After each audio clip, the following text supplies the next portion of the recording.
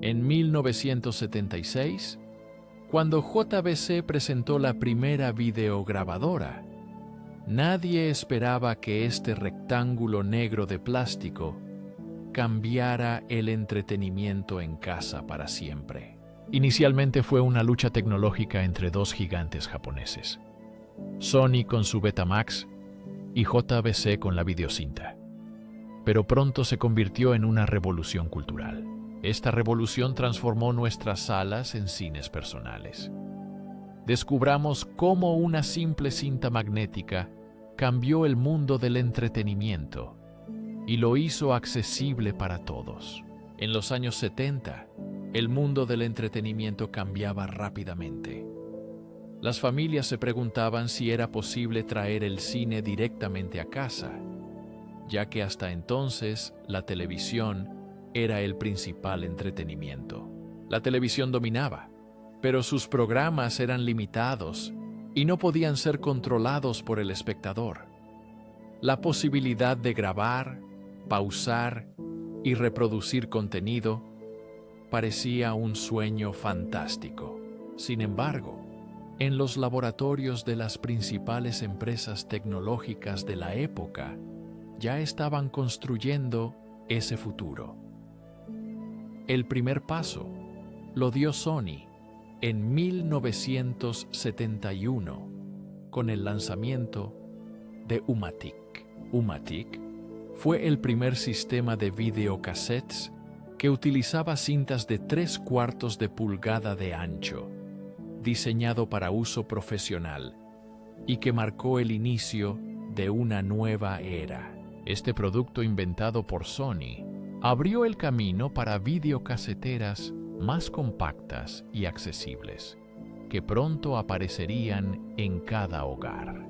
A partir de ese momento comenzó la batalla por el dominio del mercado entre Betamax y el videocassette JVC, que pronto se convertiría en un fenómeno cultural épico. No fue solo una carrera tecnológica, sino una revolución que cambió la forma en que las personas ven películas y consumen medios en su hogar. Para uso profesional, el formato U-matic se convirtió en clave para la comunicación empresarial y la televisión educativa gracias a su fiabilidad y facilidad de uso. Las cintas U-matic permitían grabar videos con una duración de entre 22 y 75 minutos, proporcionando flexibilidad para diversas tareas y aplicaciones. Mientras tanto, el gigante tecnológico europeo Philips intentaba hacer el video accesible para las masas. En 1970 se lanzó el formato VCR. Aunque el sistema era prometedor, no logró conquistar el mercado debido a problemas técnicos y falta de atractivo para los consumidores. Sin embargo, los esfuerzos de Philips demostraron a otras empresas que existía una audiencia dispuesta a pagar por videograbadoras. La condición principal es que los dispositivos deben ser accesibles, fáciles de usar y lo suficientemente compactos para colocarse cómodamente en el hogar. El 10 de mayo de 1975, Sony lanzó Betamax en Japón, proclamándolo una revolución en el video doméstico. La calidad de imagen y sonido era impresionante, superando significativamente todas las tecnologías disponibles en ese momento. Entre las primeras cintas Betamax estaban películas icónicas, como Jaws, que atrajeron la atención del público. Sin embargo, Betamax tenía un problema serio: la limitación de grabación a 1 hora, lo que afectaba considerablemente su popularidad.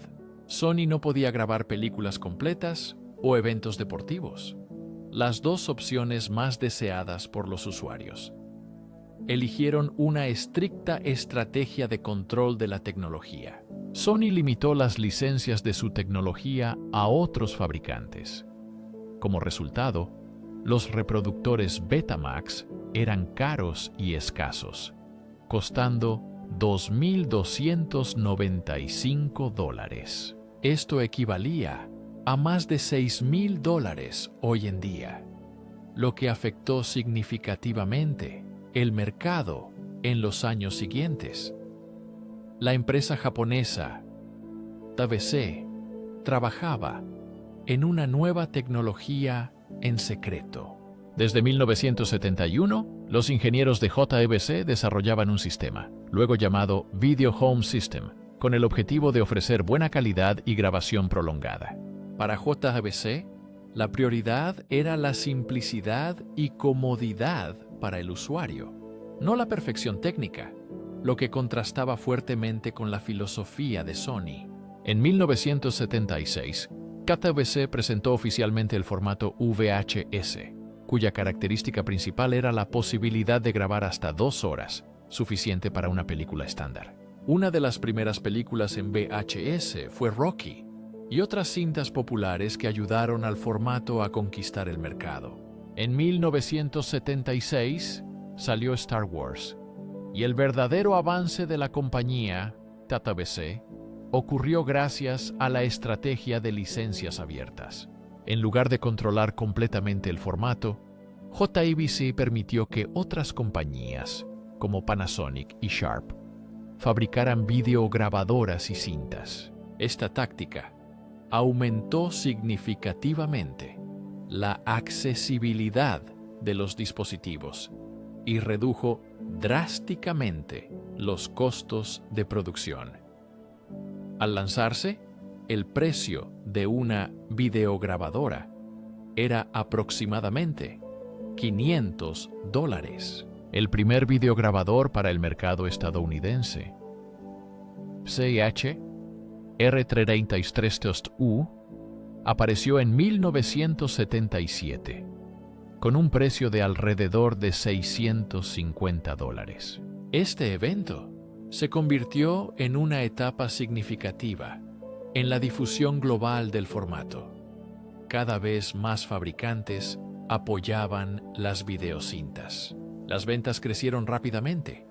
Para finales de 1979, se habían vendido aproximadamente 3 millones de videograbadores en EEEU. Sin embargo, la lucha contra el formato Betamax aún no estaba completamente resuelta. A finales de los 70, un factor inesperado cambió la situación. La industria del cine para adultos eligió la videocinta como formato preferido, debido a su mayor tiempo de grabación y amplia distribución. Las estrategias de marketing, el precio y la disponibilidad aumentaron significativamente las ventas de videocassettes, lo que le dio una ventaja clave en el mercado.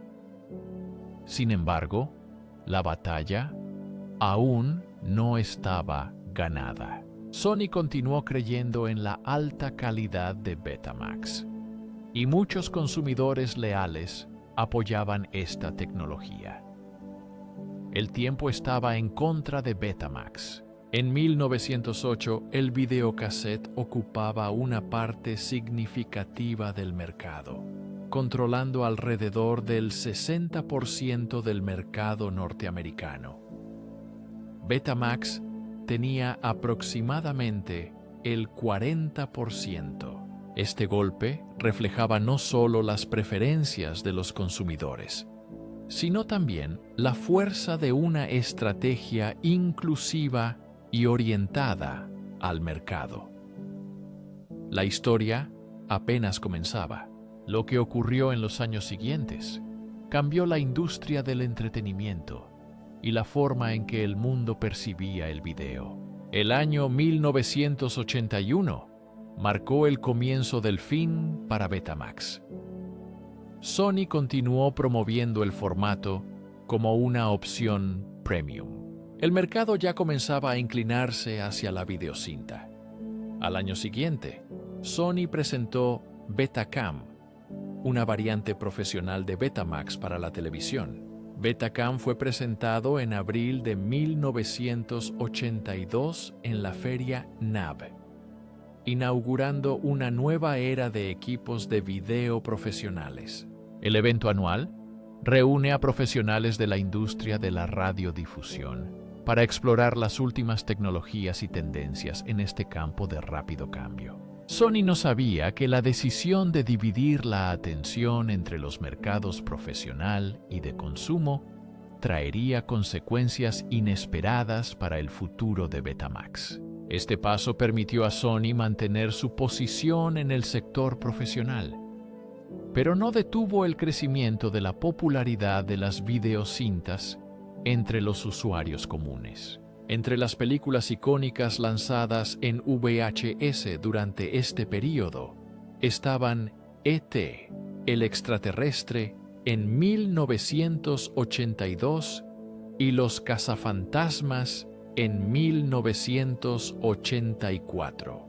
Estas cintas se convirtieron en clásicos instantáneos y ayudaron a popularizar aún más el formato VHS entre las familias estadounidenses. ¿Alguna vez has usado una videocinta para grabar una serie o una telenovela?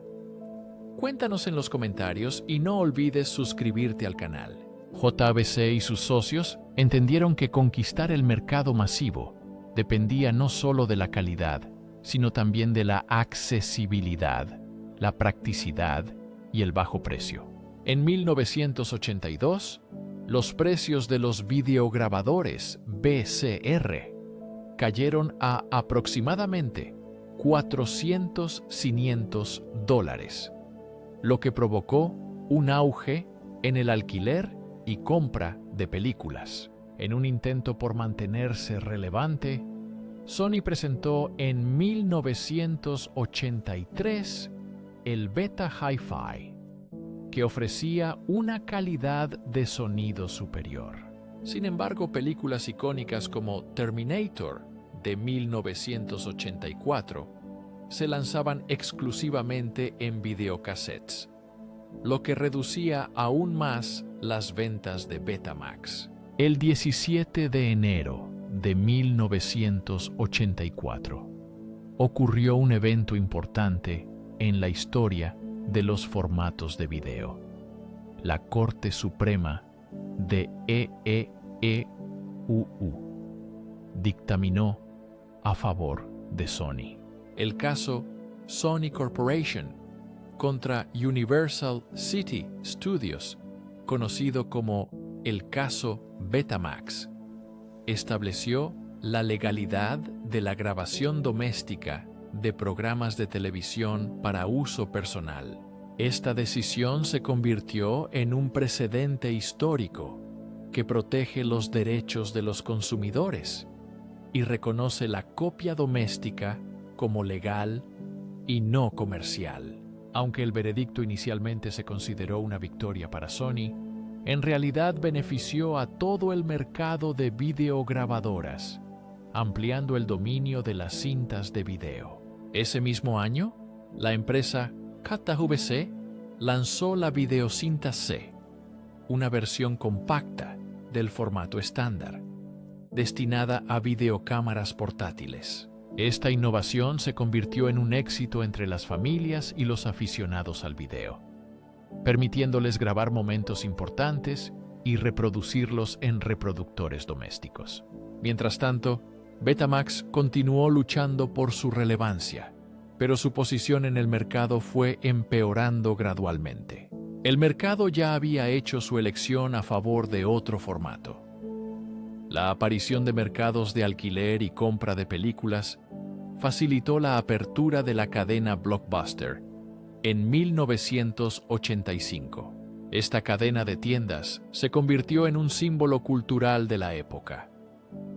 Los consumidores dejaron de solo comprar cintas para grabar programas y comenzaron a alquilar películas regularmente los fines de semana.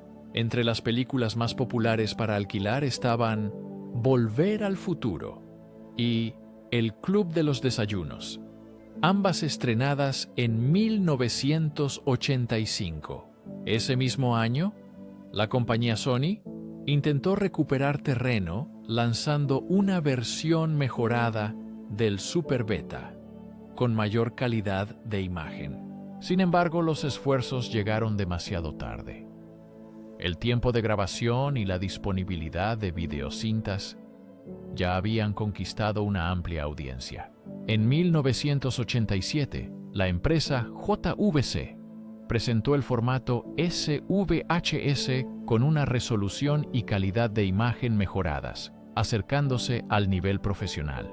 Aunque no todos los consumidores adoptaron la nueva tecnología, SVHS reforzó la idea de que la videocinta seguía evolucionando, a diferencia del estancado Betamax. En 1988, Sony reconoció su derrota en el formato y comenzó la producción de reproductores de VHS.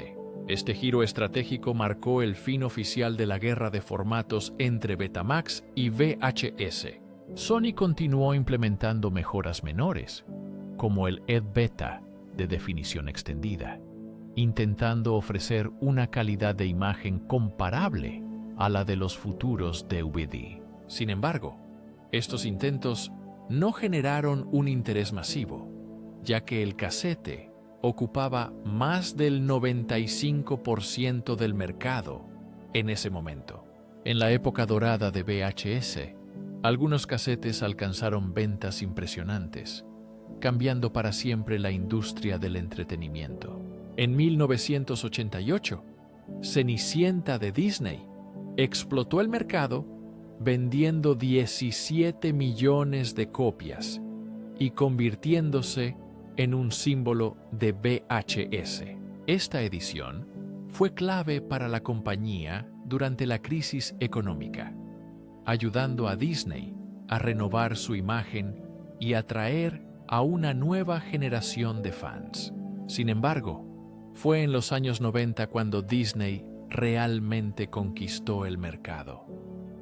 En 1992, La Bella y la Bestia apareció en alquileres de video.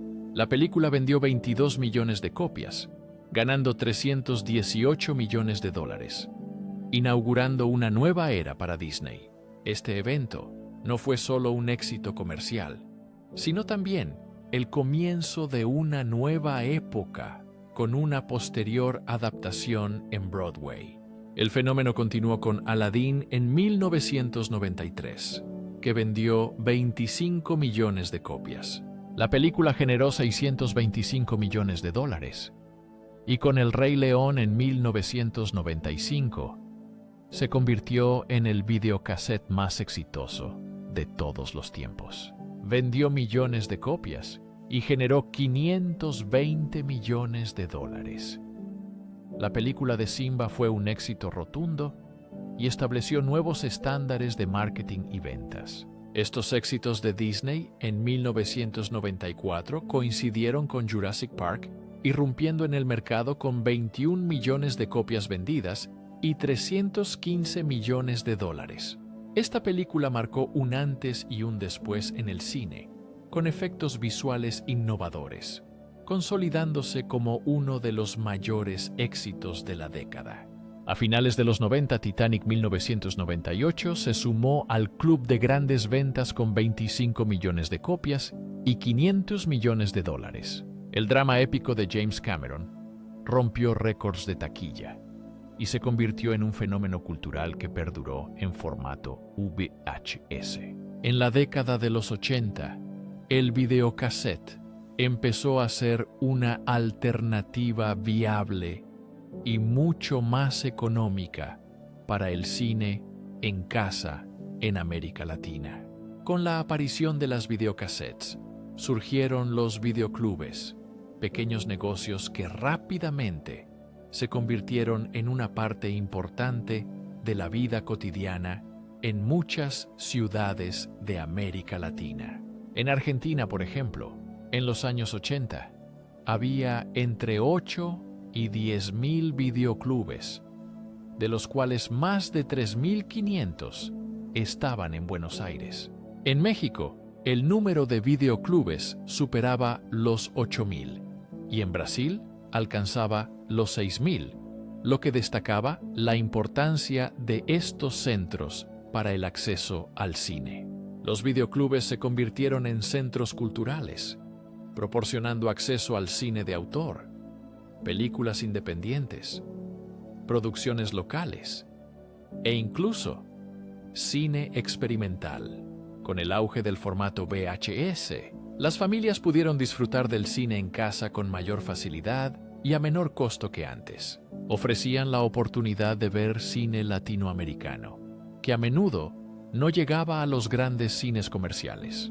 La aparición de películas que antes solo se podían ver en festivales o en cines alternativos amplió la audiencia del cine latinoamericano. A finales de los años 80, la rápida caída de los precios de los videograbadores permitió a millones de familias latinoamericanas adquirir sus propios reproductores VHS.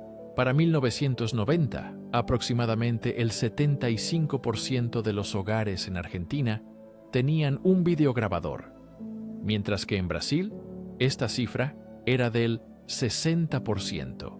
En México se observaron cifras similares.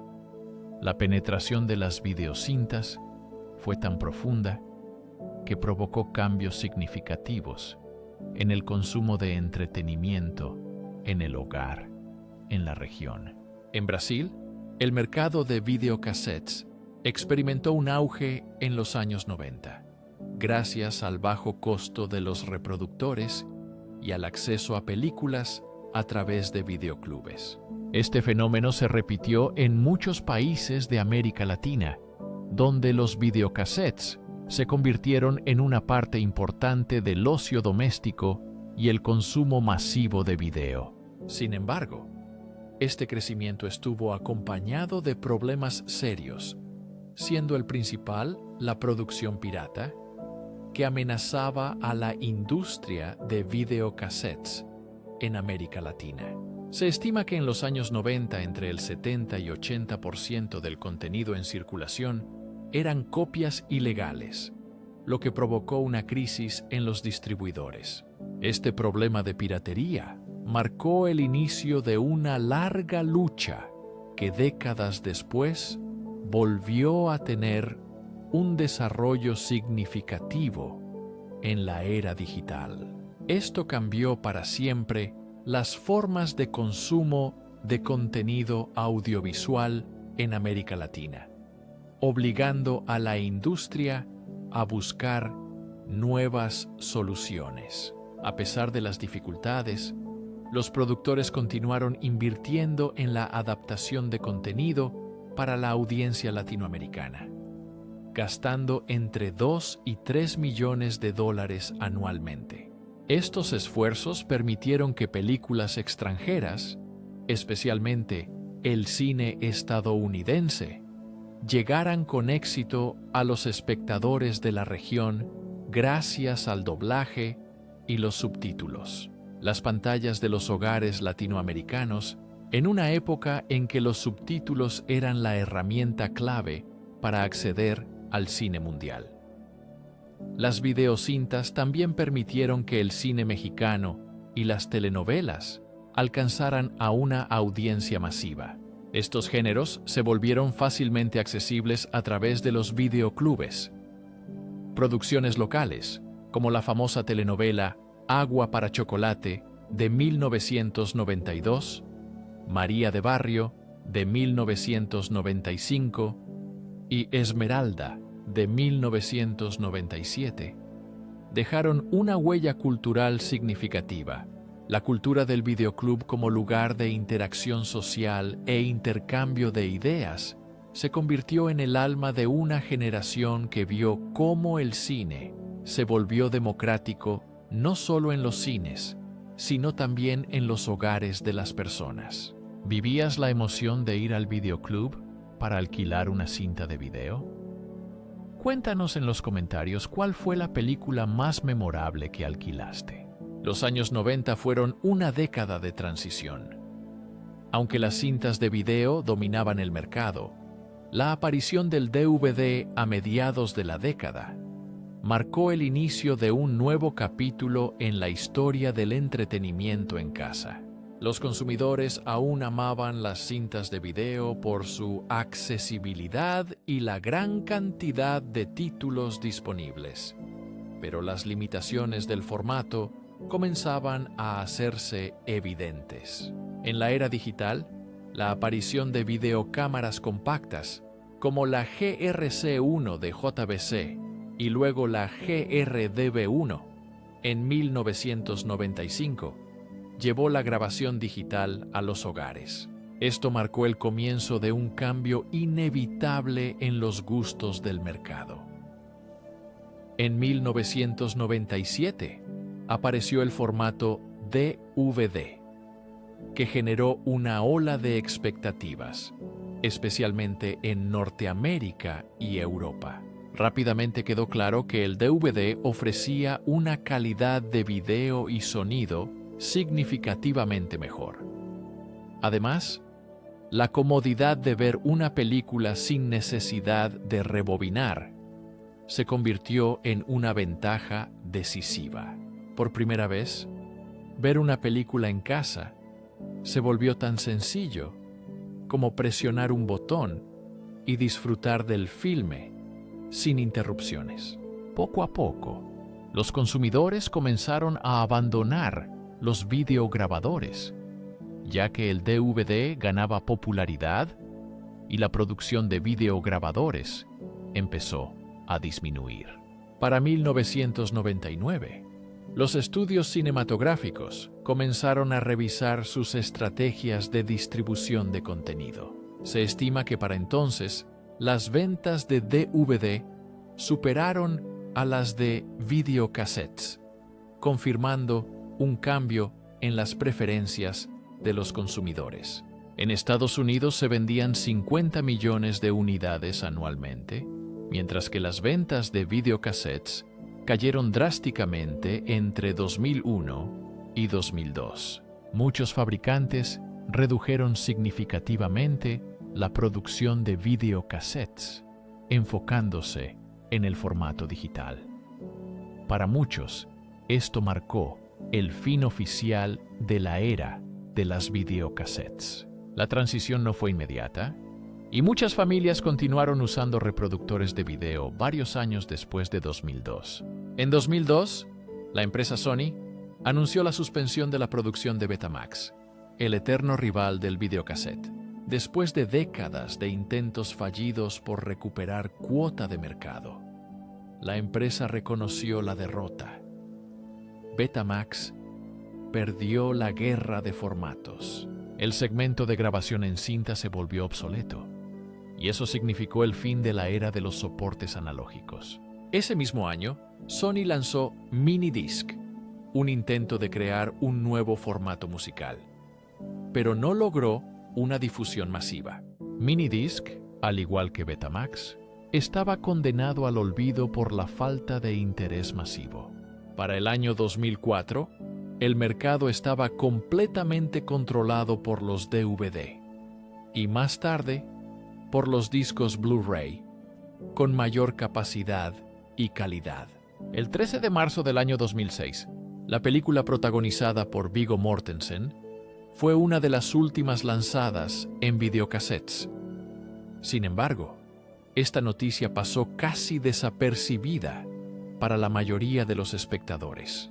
La gente ya estaba acostumbrada al brillo y la comodidad de los discos DVD. Para muchos, este lanzamiento significó el fin de una era, la última huella de un formato que cambió el mundo de la televisión. Ese mismo año, en VHS también se lanzaron otras películas, incluyendo el famoso El Código Da Vinci. Fue el acorde final para las videocassettes. En 2008, la producción de videograbadoras se detuvo por completo, y la última gran fábrica de videocassettes cerró. JVC, uno de los mayores fabricantes de videograbadoras, se unió con Kenwood para crear el holding JVC Kenwood Holdings, aunque la empresa sigue siendo importante en la industria tecnológica. La era de las cintas de video llegó a su fin, dando paso a nuevos formatos. La última videograbadora fue descontinuada hace muchos años, pero su legado vive en cada pausa de un streaming, en bibliotecas digitales y comunidades de fans. La próxima vez que veas tu servicio de streaming favorito, recuerda que estás disfrutando del legado de una revolución. Todo comenzó con una simple cinta negra de plástico. Si te gustó este video, no olvides darle like, compartirlo y suscribirte al canal. Así podrás conocer más historias sobre innovaciones. Estas historias muestran cómo los inventos cambiaron el mundo y afectaron nuestra vida, abriendo nuevas oportunidades y transformando el estilo de vida habitual de cada persona.